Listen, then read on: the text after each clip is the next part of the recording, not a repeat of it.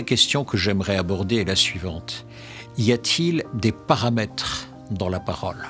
Y a-t-il des paroles de forces différentes?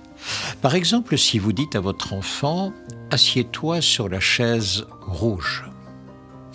Il connaît l'action, vous l'avez décrite, le verbe asseoir, vous avez désigné la chaise. A priori, il va s'asseoir sur la chaise rouge. Regardez, entre le nombre de mots que vous avez utilisés et l'action qui suit, on a du 1 pour 1. Rentabilité totale, allez-vous me dire.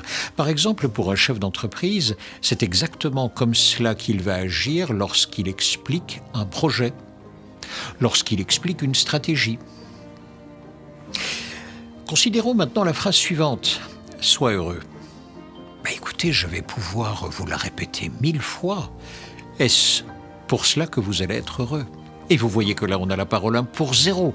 Et pourtant, j'ai été extrêmement clair dans mon injonction, dans mon souhait, dans mon espérance. Sois heureux. Mais je pourrais dire, soyez motivés, soyez enthousiastes. Vous voyez que de nouveau, le vocabulaire est là, la syntaxe est là, et pourtant l'effet est à 0. Et puis vous avez la parole 1 pour 100, 1 pour 1000, 1 pour 10 000.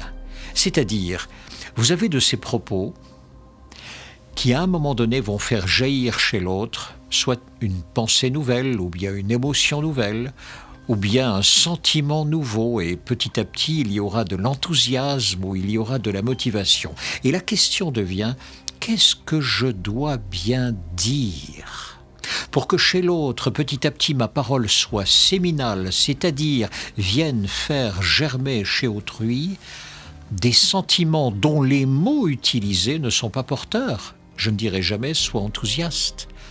Mais qu'est-ce que je vais dire pour que l'autre le soit? Et vous voyez qu'ici, il y a des secrets dans la parole. C'est assez simple d'expliquer un projet finalement. Et c'est bien plus compliqué de pouvoir enthousiasmer ou de pouvoir motiver. La question devient, comment le fait-on ?